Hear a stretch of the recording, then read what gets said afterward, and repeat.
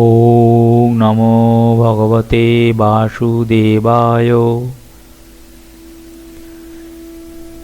আজ আমরা স্বামী প্রজ্ঞাদাস কাঠিয়া বাবাজি রচিত গীতা চিরন্তন থেকে তৃতীয় অধ্যায় কর্মযোগ শুরু করব। অর্জুন যেন সুযোগের অপেক্ষায় ছিলেন। যুদ্ধ করিতে তাহার ইচ্ছা হইতেছিল না। শ্রী ভগবান যখন স্থিতপ্রজ্ঞ এবং ব্রাহ্মীস্থিতির কথা বলিলেন, তখন অর্জুনের প্রশ্ন জাগিল, ইহা তো ধ্যানের দ্বারা লভ্য, ইহার জন্য তো নির্জন স্থানের দরকার, জনকোলাহল শূন্য নীরব সাধন ক্ষেত্রের প্রয়োজন। আমিও সমস্ত ত্যাগ করিয়া সেখানেই যাইতে চাহিতেছি, তাহা হইলে আবার আমাকে এই যুদ্ধরূপ ঘোর কর্মে নিয়োগ করা কেন? ইহা কি আমার পক্ষে অবিচার নয়? সাধক প্রথম অবস্থায় এইরূপ বলে, যুদ্ধ করিতে চায় না, নির্জন জায়গায় যাইয়া নির্ঝঞ্ঝাট নিরুপদ্রব জীবনযাপন করিতে চায়, ভিক্ষান্ন ভোজন করিয়া থাকিতে চায়। এই অপরিপক্ক অবস্থায় কর্মভূমি পরিত্যাগ করিয়া যাইলে সাধক ঠকিয়া যায়, ইন্দ্রিয়ের হাত হইতে রেহাই পায় না। যুদ্ধ অর্জুনকে করিতেই হইবে, যতই অর্জুন প্রশ্ন করুন। অর্জুন উবাচ জয়সি চেত কর্মণস্তে মতা বুদ্ধি জনার্দন তৎ কিং কর্মণি ঘোরে মাং নিয়োজয়সি কেশব। অর্থাৎ অর্জুন বলিলেন, হে জনার্দন, আপনার মতে যদি কর্ম হইতে জ্ঞান শ্রেষ্ঠ হয়, তবে হে কেশব, আমাকে হিংসাত্মক কর্মে কেন নিযুক্ত করিতেছেন? ব্যায়ামী শ্রেণেব বাক্যেন বুদ্ধিং মোহয়সিব মে তদেকং বদ নিশ্চিন্ত যেন শ্রেয় হমাপ্নুয়াম।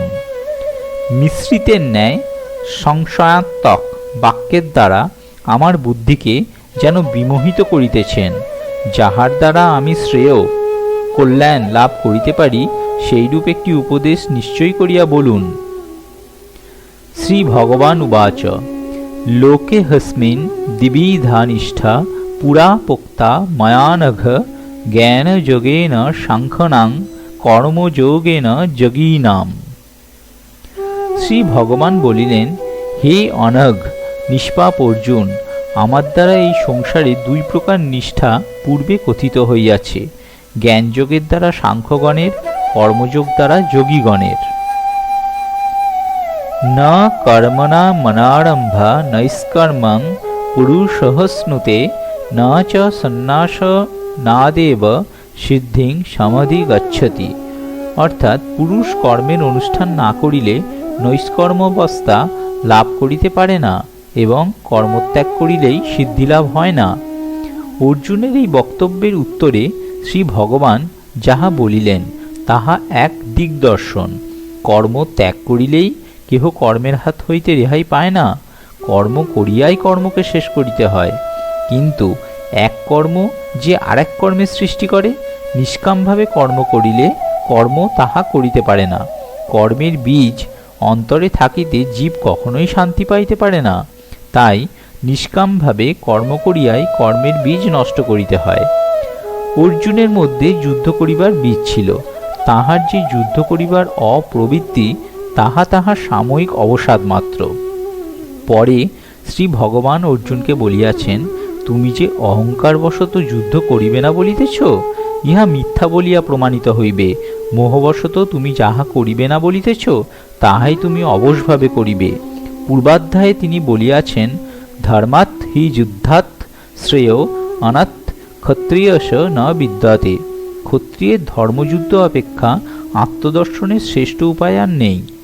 শ্রী ভগবানকে লাভ করিবার দুইটি পথ উক্ত হইয়াছে, সাংখ্যযোগীদের জন্য জ্ঞানযোগ আর কর্মযোগীদের জন্য কর্মযোগ। পরে শ্রী ভগবান বলিয়াছেন, চিত্তশুদ্ধ হইবার পূর্বেই কেহ যদি সন্ন্যাস গ্রহণ করিয়া কর্ম ত্যাগ করেন, তবে তাহা দুঃখের কারণ হয়। কর্তব্য কর্মের নিষ্কামভাবে অনুষ্ঠান ব্যতীত নৈষ্কর্মসিদ্ধি রূপ শান্তিময় অবস্থা লাভ সম্ভব নয়। ন হি কশ্চিৎ ক্ষণমপি জাতু তিষ্ঠত্য কর্মকৃৎ কার্যতে হব্যস্য কর্ম সর্বপ্রকৃতিজৈ গুণই। কেহ কোনো কালে ক্ষণকালও কর্ম না করিয়া থাকিতে পারে না, যেহেতু প্রকৃতি হইতে উদ্ভূত গুণ সকলের দ্বারা অবশ হইয়া সকলে কর্ম করিতে প্রবৃত্ত হয়। কর্মেন্দ্রিয়াণি সংযম্য য আস্তে মনসা শরণ ইন্দ্রিয়ার্থন বিমূঢ়াত্মা মিথ্যাচার স উচ্যতে।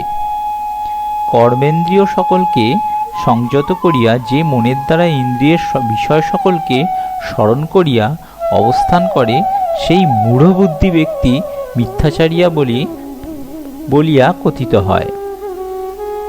কর্মেন্দ্রিয়গুলিকে জোরপূর্বক নিগৃহীত করিয়া যিনি মনে মনে বিষয়রস আস্বাদন করেন, শ্রী ভগবান তাহাকে মিথ্যাচারী কপট বলিয়াছেন।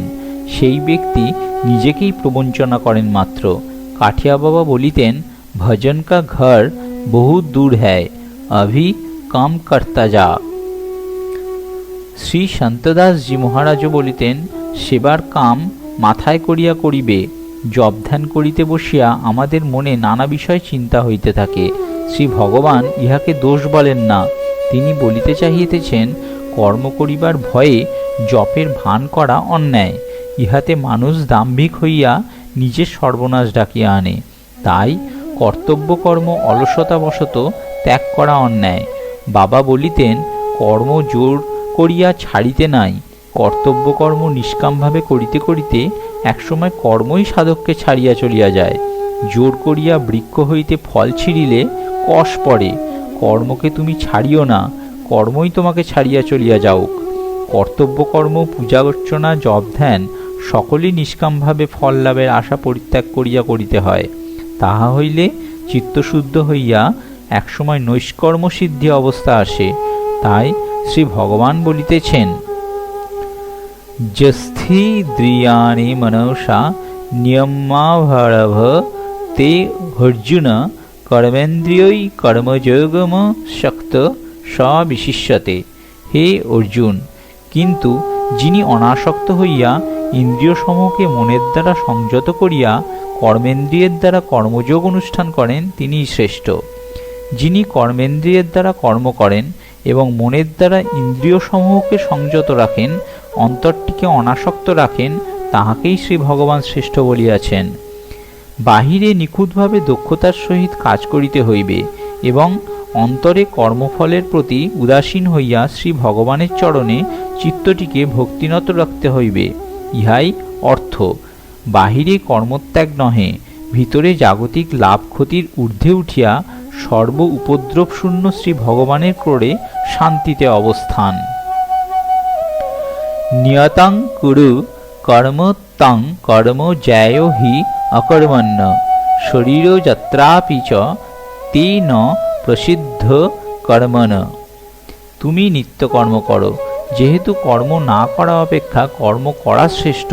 কর্ম পরিত্যাগ করিলে তোমার শরীরযাত্রাও নির্বাহ হইবে না। শ্রী ভগবান নিত্যকর্ম ঠিক ঠিক পালন করিতে বলিতেছেন। বাহিরে অলসতা ত্যাগ করিয়া ঠিক সময় মতো শয্যা ত্যাগ, নিত্যকর্ম সম্পন্ন করা এবং দৈনন্দিন কর্তব্য সুষ্ঠুভাবে দক্ষতার সহিত সম্পন্ন করা বিধেয়।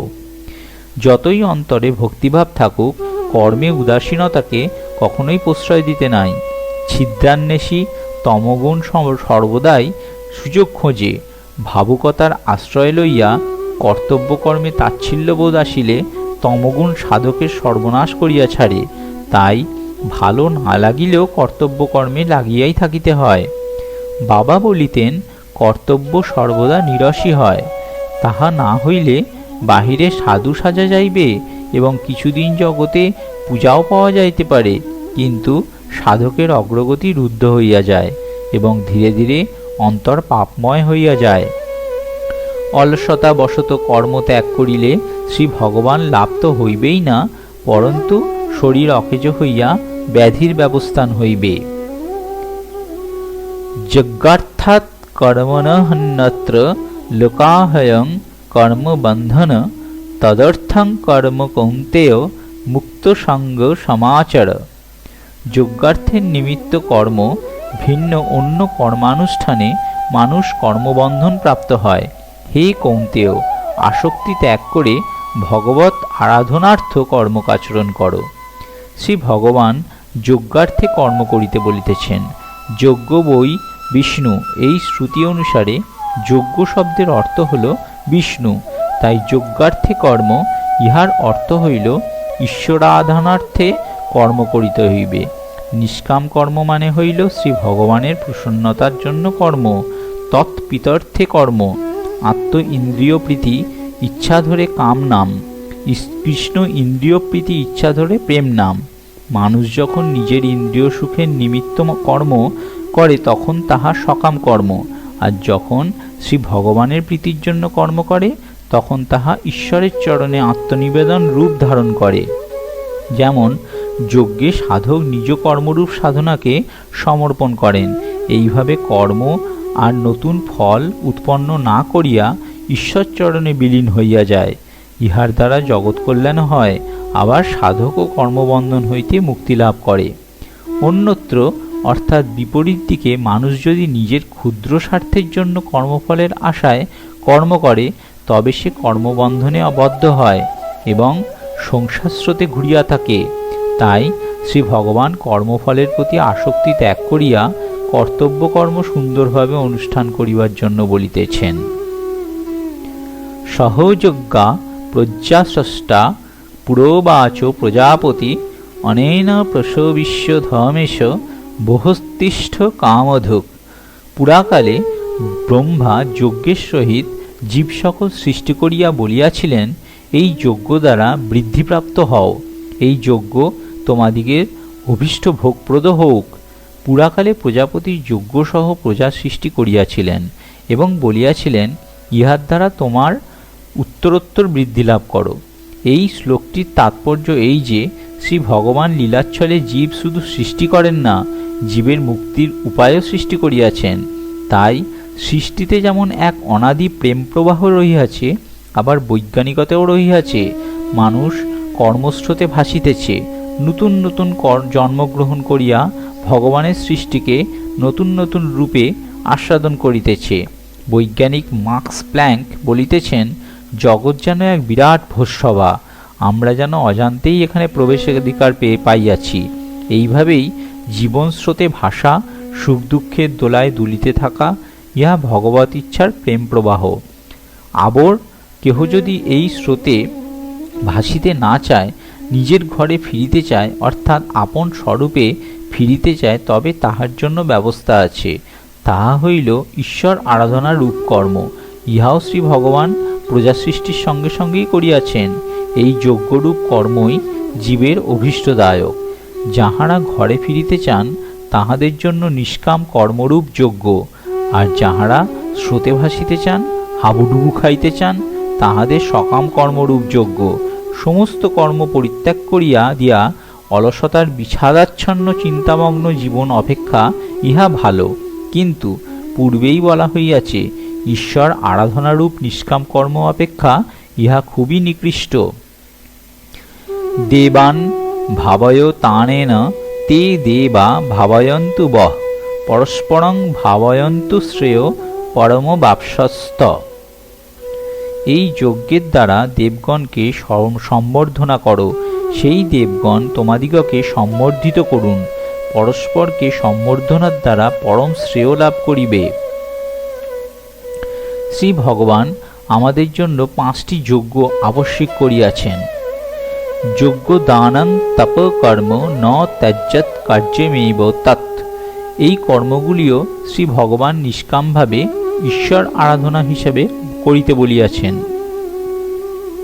পঞ্চযজ্ঞ হইল পিতৃযজ্ঞ, পিতা মাতা শ্বশুর শাশুড়ির সেবা করা, তাহাদের আদেশ মানিয়া চলা, ঘৃণার ভাব পরিত্যাগ করিয়া তাহাদের বৃদ্ধাবস্থায় বা অসুস্থ অবস্থায় তাহাদের মল মূত্র কফ নিজের হাতে পরিষ্কার করা এবং মৃত্যুর পর তাহাদের পারলৌকিক ক্রিয়াকর্ম শাস্ত্রীয় বিধানে পালন করা। ভূতযজ্ঞ, গৃহে গরু ছাগল কুকুর বেড়াল প্রভৃতি যে সমস্ত পালিত পশু থাকে তাহাদের সেবা করা, গাছগাছালিতে জল দেওয়া এবং পাখিদের খাইতে দেওয়া এবং তাহাদের জলপানের ব্যবস্থা করা। নৃযজ্ঞ, অতিথি নারায়ণের সেবা করা এবং পাড়া প্রতিবেশীদের বিপদে তাহাদের পাশে দাঁড়ানো। অন্ধ আতুর দুঃখীজনকে অনহংকার চিত্তে সহযোগিতা করা। দেবযজ্ঞ, দেবতার পূজা করা, যেমন লক্ষ্মী পূজা, সরস্বতী পূজা, কালী পূজা, দুর্গা পূজা, শিবরাত্রি ব্রত, জন্মাষ্টমী ব্রত, একাদশী ব্রত প্রভৃতি যথা নিয়মে পালন করা। নতুন ফসল শ্রী ভগবানকে নিবেদন করিয়া নবান্নে পরে নিজেরা ব্যবহার করা। মনে রাখিতে হয়, দেবতারা সকলেই আছেন এবং তাহারা আমাদের ভক্তি শ্রদ্ধার্ঘ কৃপা করিয়া গ্রহণ করেন এবং আমাদের আশীর্বাদ করেন। ঋষিযজ্ঞ হইল জপ ধ্যান করা এবং গীতা ইত্যাদি সদ্গ্রন্থসমূহ নিত্য কিছু কিছু পাঠ করা। এই পঞ্চযজ্ঞ ঠিকমতো অনুষ্ঠিত হইলে দেবতাদের আশীর্বাদ আমাদের গৃহে শান্তি ও আনন্দ বিরাজ করে, কিন্তু ইহা ঠিকমতো পালিত না হইলে যজ্ঞভাগী দেবতাগণ কুপিত হন এবং জীবনে অশান্তি নামিয়া আসে। ঈশ্বর আরাধনা হিসেবে এই পঞ্চযজ্ঞ প্রতিদিন অনুষ্ঠিত হইলে ইহা দ্বারা ভগবত দর্শনও হয়, কারণ দেবতাদের মধ্যে দিয়ে শ্রী ভগবানও পূজিত হন। শ্রী ভগবান নিজে গুরুরূপ ধারণ করেন। আচার্যং মাং বিজয়ানিয়াত, গুরু হইলেন সর্বদেবময়, সর্বদেবময় গুরু।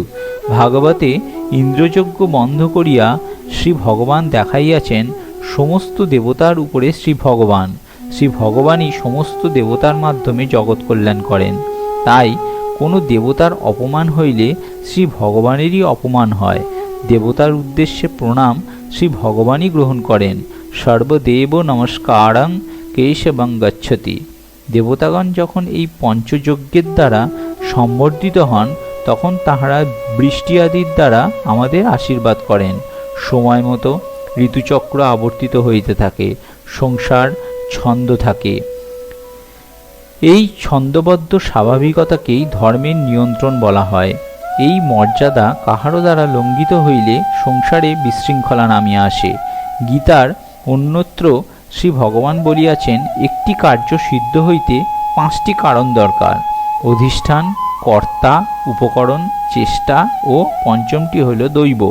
দৈব বিরূপ হইলে হওয়া কার্যও হয় না।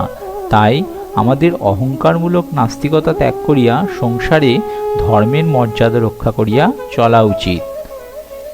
এই সাথেই শেষ হলো আজকের গীতার স্বাধ্যায়। ওম নমো ভগবতে বাসুদেবায়।